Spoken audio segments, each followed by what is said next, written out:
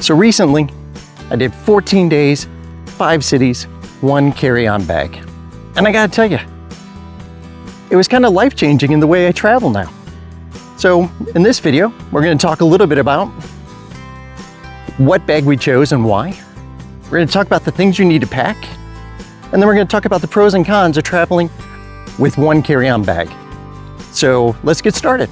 I'm LostJ, and I've traveled over 20 countries and spent 20 years inside companies like Disney, Marriott, and Hilton. And I'm here to help you plan so you get the most out of every adventure. All right, so quick setup for me. I'm not gonna say the most expensive stuff. That's just not the way I travel. I'd rather save that money and put it into a better dinner or a different experience for good gear at a good price and something that works. And for me, that was the Farpoint 55-liter backpack.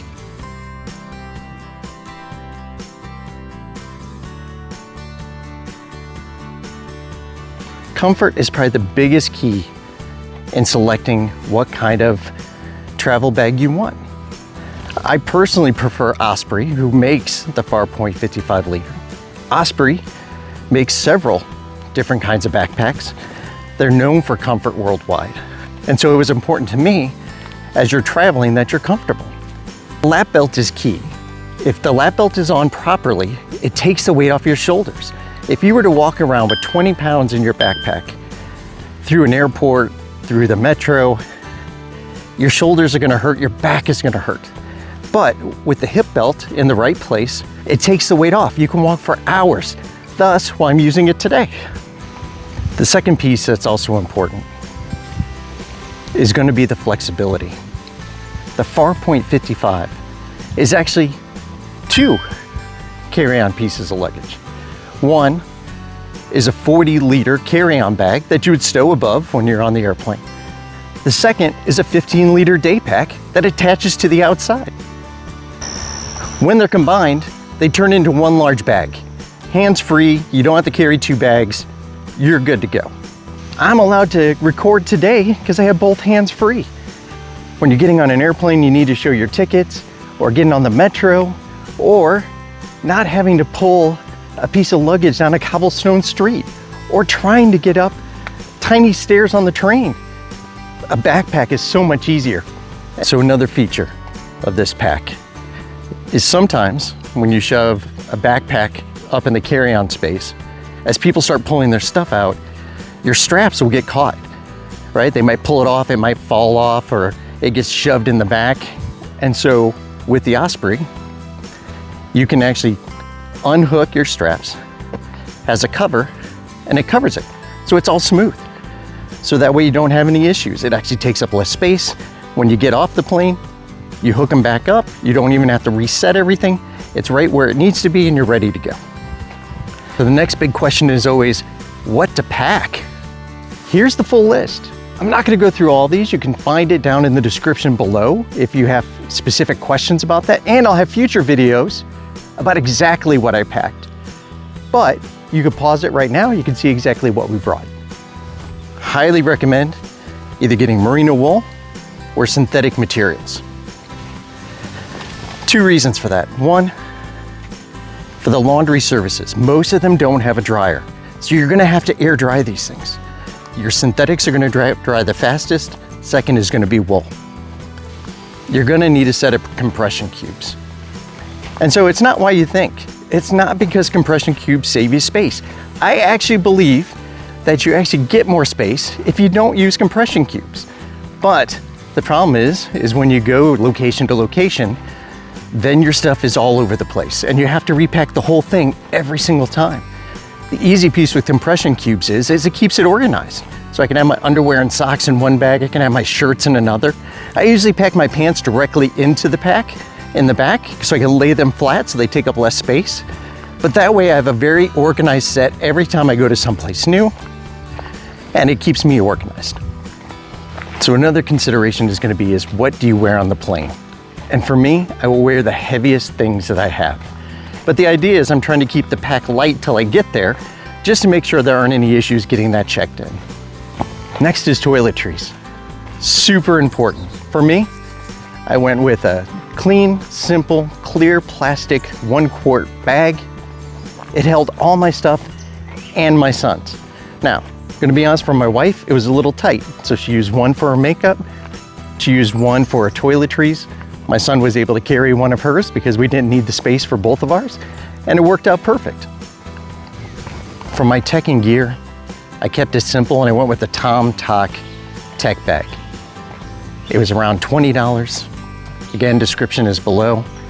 And for me, it was more than enough to hold everything for the whole family. In this bag, I usually carry at least 4 cords, usually 5. I also carry an Anchor universal converter that works for me for almost any country. And then on top of it, I have an Anchor power bank that can plug into the converter. So now, with the converter, I get 4 options to charge. Plus with the power bank, I get an additional 2. And the last thing for me for tech is having a USB to USB-C converter. I don't want to carry multiple cords with multiple different plugins. Most airplanes are normal USB. I prefer the USB-C. I bought this pack, 4 converters, so that way I carry one type of cord, and if I need the other, I can just plug these on. They weigh nothing, they cost $5, and I'm ready to go. If you're traveling for 14 days, chances are you're either gonna wear the same thing 3 or 4 times, or you're gonna have to do laundry. For us, it was about doing laundry. So we made sure we were staying someplace that had laundry services at least every 5 days. So we had chosen Airbnbs. As I mentioned before, most of them have laundry facilities. They don't have dryers. It's usually a drying rack. So that's one thing you have to think about. But let's talk about the pros and cons. Let me tell you a story about when we were taking the train from Paris to Geneva. The couple in front of us, who is obviously a tourist and they were obviously American, were coming through with 2 massive sized pieces of luggage. And it felt like it took them like a half an hour to get up the stairs. We just strolled up, put it on our packs. Finding a place to store it, most cases we just stored it above our seats. We didn't have to worry every single time we were at a train stop. What I would probably consider the biggest con. At the end of the day, you're gonna have to plan. You can't just show up with a bunch of stuff. You can't plan for every different type of thing that could happen. You're gonna have to come in and say, hey, here are the type of clothes I'm gonna need. Here's the type of weather I'm gonna experience. This is what I'm gonna bring. As we had gone to Paris, Lyon, and then we spent some time in Switzerland. Switzerland is amazing if you stay in the cities, but if you wanna go out and do hiking, that's a different kind of clothes that I would bring. And so we weren't prepared with the type of clothes we should have had. I didn't have hiking shoes. I didn't have climbing shoes. I didn't really have pants that were designed for going out and doing harder activities. But if I like the 1-bag plan, then I gotta make sure that I have 2 different experiences that I'm going after. I would have one adventure travel vacation, and maybe that would be 10 to 14 days. And then I have another that'd be a city vacation, and that would be 10 to 14 days. And they would just be mutually exclusive. It just comes down to personal preference. If you're going to one spot and you're staying in one location the whole time, then it doesn't matter if you bring this monstrous bag, because all you're doing is getting on the airplane, flying there, getting on a taxi or a train, and going to your destination.